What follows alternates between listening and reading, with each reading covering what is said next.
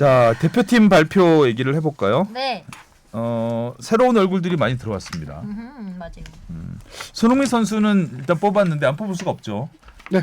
손흥민 선수를 뽑았는데 못 뛰기 쉽지 않은 상황 아닌가. 그러니까 당시 상황으로 홍명보 감독이 직접 통화를 했다라고 해요.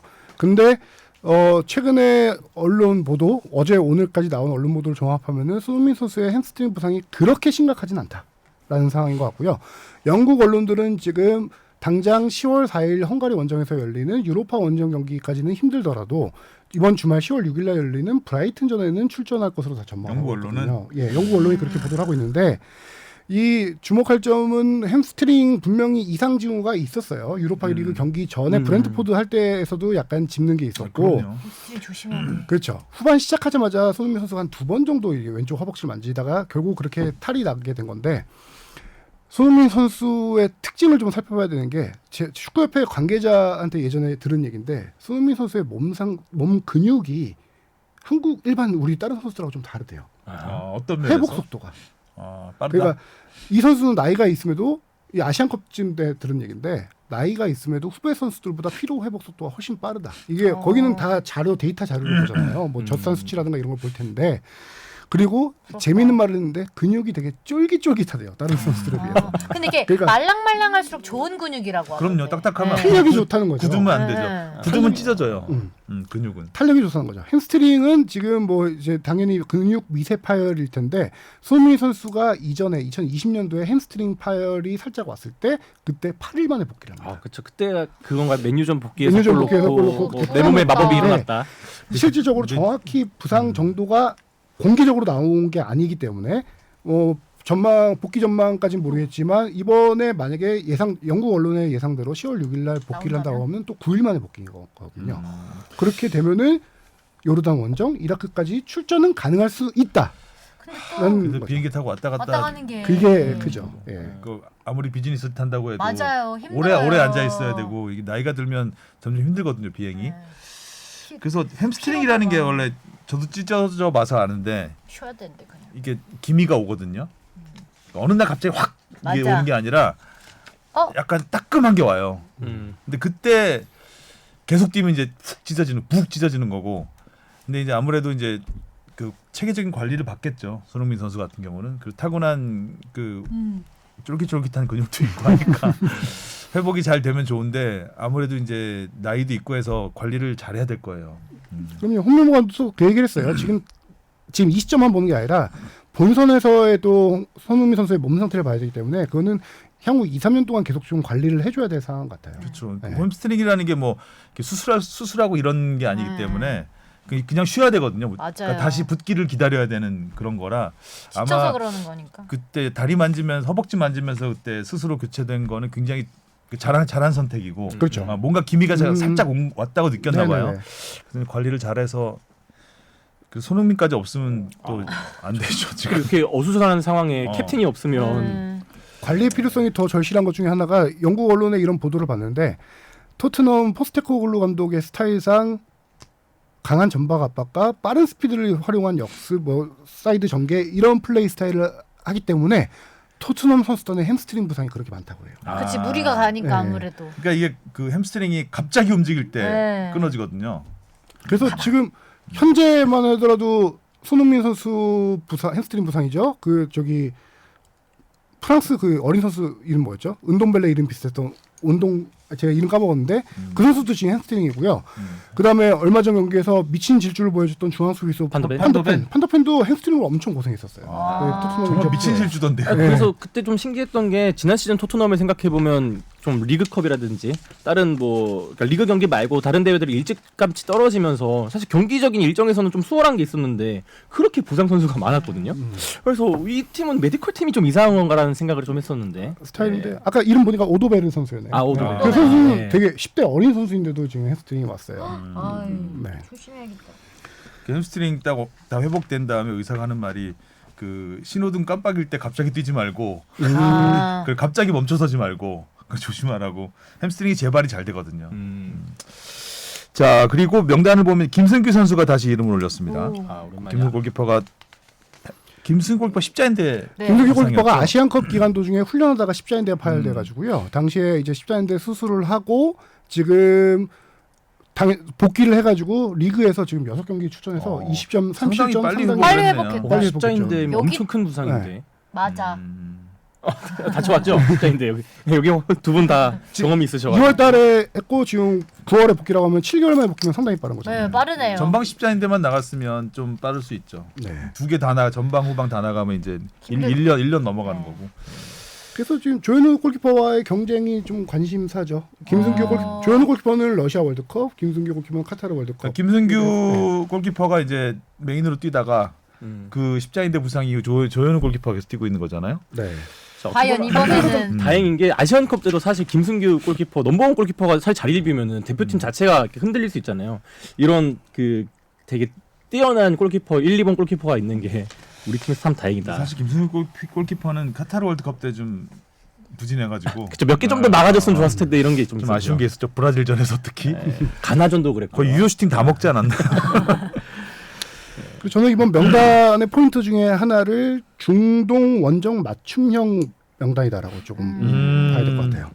왜냐하면 홍명보 감독도 선수들 중에서 중동에서 경기 치를 때는 중동에서 뛰는 선수들이 뛰는 게 낫다라는 말도 했고요. 한 가지 핵심 포인트로 집은 것 중에 하나가 회복 능력에 대해서 얘기를 했어요. 9월 달에 A매치 2연전을 치르면서 선수들의 몸 회복 상태가 생각보다 좋지 않았다라는 진단을 내린 거거든요.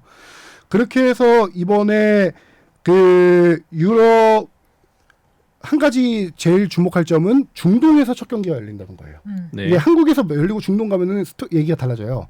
근데 중동에서 열리고 한국으로 오는 그죠. 거기 때문에 유럽에서 중동으로 오면 시차가 2시간밖에 안 납니다. 그래서 그리고 이렇게. 거기서 다시 한국으로 오면서 순차적으로 시차 적응할 수 있는 유리함이 있는데 예를 들어 한국에서 뛰다 중동 가면은 역시차 제대로 그렇죠. 한 번씩 다시 네. 나는 거거든요.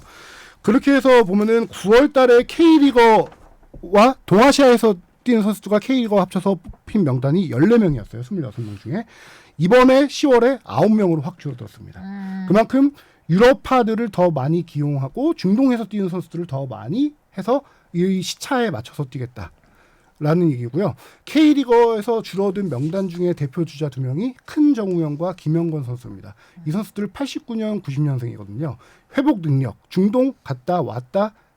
K리거들에겐 2번 시차를 극복해야 되는 거거든요. 이게 이 30대 선수들에겐 좀 힘들지 않겠냐라는 판단으로 젊은 선수들을 조금 더 많이 넣었던 이런 명단으로 좀 아, 분석합니다. 근데 세상 해외파가 우리 선수들 진짜 많이 나가 있네요. 권혁규 선수가 처음으로 발탁이 됐는데 처음 어떤 선수죠? 이 권혁규? 선수는 처음 지금 들어봐요. 예 그렇죠 부산에서 지금 활약을 인정받아서 중앙 미드필더예요. 공격형 미드필더도 뛰고 뭐 수비형도 뛰는 선수인데 이 선수의 그 부산 시절에 이 선수가 거의 팀에서는 에이스 역할을 할 정도로 그 겉으로 드러나는 것보다 약간 조금 뭐라고 하죠? 그 언성 히어로요? 언성히어 키플레이어예요? 언성히어로 느낌보다 그 굳은 일 이게 뭐죠 이게? 아 이게 뭔가요 이게? 해리케인 세레머니인데. 굳은 일을 일을 좀 많이 해주고 보이지 이건 뭐죠 그러면 이건? 대놓고 대놓지 않고 네. 수비형, 공격형. 그래서 그때 김진규 선수랑 되게 호흡이 좋아서 좋았던 걸로 기억해요. 네, 그렇죠. 부산에서 김진규 선수가 드러나는 에이스고 이 선수는 약간 조금 드러나지 않는 에이스였는데 이 권혁규 선수가 원래 이제 셀틱으로 입단을 했다가 셀틱에서 자리를 잡지 못하고 임대로 가서 이적하게 되는 케이스인데 지금 그 이적해서 그 팀에서 자리를 잡고 있는 상황에서 이런 중동 원정이라는 것과 약간 향후 본선을 봐야 된다는 홍명보 감독의 생각으로 약간 점검 차원에서 좀 몇 뽑았다 볼 년생이에요? 수 있습니다. 권혁규 선수가 2001년생. 그래서 이번에 그 우리가- 미드필더 자원이 3명 딱 바뀌었던 게 이게 지난 9월에서 뽑혔다가 제외된 선수가 정우영 선수, 정호연 선수, 양민혁 이렇게 3명이었는데 이번 명단에서는 백승호, 배준호, 권혁규 딱 그 한 위치씩 바꾼 느낌이 있더라고요. 배준호, 권혁규는 아까 말씀드린 대로 미래 자원으로 좀 보자는 차원이었고 정우현, 양민혁 선수는 지난번에 한번 봤으니까 이번에 조금 배제했던 느낌이 좀 많이 들더라고요. 고루고루 보겠다 어린 친구들. 계속 볼 수 있을지 모르지만 그런 또 의미 일단은 고르보겠다. 그렇죠. 그런 의미 연장선상에서 오영규 선수도 이번에 뽑은 게 사실 그 또 오랜만이다. 팬들은 잘 뽑았죠. 오영규 선수는 진짜 네. 그 최근에 폼이 굉장히 좋고 되게 오랜만이에요. 대표팀에서 한번 제대로 보고 싶은 선수긴 해요. 예. 이번에 특히 또 톱 자원에 대한 고민이 계속 이어지고 있잖아요. 주민규 선수도 요새 활약이 조금 멎어졌고.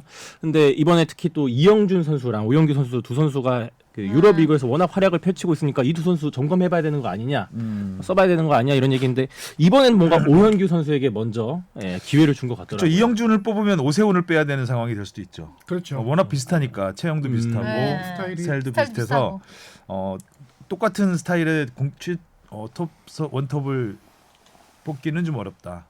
그렇지 않았을까? 그렇죠. 이영준 선수와 완전 다른 스타일이죠. 오영규 선수는 앞에 좀 버텨주면서 그래가지고, 비집고 들어가는 약간 우당탕탕 네. 스타일이잖아요. 돌쇠형 스타일. 네, 맞아요. 웨인 루니 같기도 하고 옛날에. 황희찬 스타일이죠. 맞아, 어떻게 돌쇠 보면. 같긴 해. 맞아. 근데 이 선수가 이제 셀틱에서 처음에 잘 하다가 저기 자리를 잃고 이적을 했잖아요. 벨기에 리그로 이적을 했는데 셀틱 시절에도 오영규 선수가 주전으로 활약할 때도 있지만 교체 자원으로의 활약이 많이 좋아요. 그렇죠. 맞아요. 후반 그때 교체돼서 넣는 네. 경우가 교체에 많았죠. 대해서 골 많이 넣었던 거. 그래서 교체 자원으로 뛰면서 셀틱에서 2시즌 동안 11골 넣어서 경쟁력을 입증한 한 선수인데 지금 벨기에 리그 가서도 주전으로 못 뛰고 있습니다. 근데 이게 주전으로 경쟁에서 밀렸다기보다 조커 자원으로 더 감독이 보고 있는 것 같아요. 조커 자원으로 순간 들어가서 임팩트 있는 활약을 해주는 게 그렇게 흔드는 게 조커 활용으로 좋거든요. 그래서 지금 리그 좋거든요? 예. 조커가 그래서 조커역으로 좋거든요. 츄 네, 그래서 리그에서 지금 현재 벨기에 리그 가서 7경기 모두 교체 출전했어요. 근데 7경기에서 3골 넣었는데 이 선수가 뛴 시간을 봐야 됩니다. 85분밖에 안 뛰었어요. 85분 동안 3골. 다 또 산술적으로 다 계산해 보면 합쳐서 근데 사실 높다. 보면은 해트트릭이에요. 그럼 한 시즌에 몇 골 넣을 수 있죠? 타임 뛸 경우? 네. 오기호 선수 팀 진짜 잘 옮긴 것 같아요. 네. 그래서 지금 오세훈 선수와 주민규 선수 중에 선발 경쟁을 한다면은 홍명보 감독도 분명히 오영규 선수에게는 조커 역할이 좋겠지 않나라고 좋겠지 않나. 생각하고 있을 것 같습니다. 사람들 지금 듣고 계신 분들은 왜 자꾸 추추거리나 하실 수 있는데 댓글을 안 들으시는 댓글 분들. 앞에서 그렇네요. 저희가 하추핑을 했기 때문에 계속 추가 나오는 겁니다. 자, 일단 요르단 원정이 12월 10일. 네. 시간은 참 좋아요. 밤 11시. 이라크 홈 경기가 8시. 용인에서 하죠, 이번에는. 네. 그리고 이번에 바뀌었더라고요 네. 경기장 결국에. 근데 이제 진짜 FC 상황 너무 안 좋더라. 이번에도 주말에 보는데 안 좋죠. 근데 또 보면 서울만 그런 게 아니라 다 안 좋아 보이긴 하더라고요. 강릉이 그런 강릉이 제일 좋다 강원 그러던데. 되게 좋던데. 강릉이 제일 좋다고 그러더라고요. 푸릇푸릇해. 잔디 제가 엄청 이따 관리. K리그 할 때 강릉 얘기 좀 자세히 해드릴게요. 자, 네.